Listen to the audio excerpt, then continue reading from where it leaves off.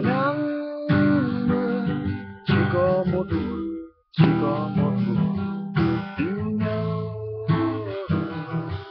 Ở nơi ấy đàn ve trắng nhớ nhớ quanh đồi, một mái tranh nghèo, một nhà xa yên vui.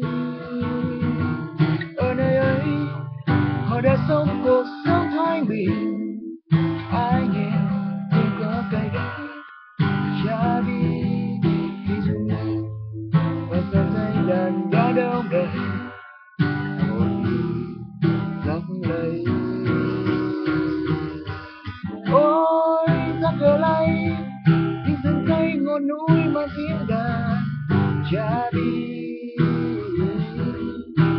Ai yêu tự do những rừng xanh thì lên núi nghe đàn cha đi.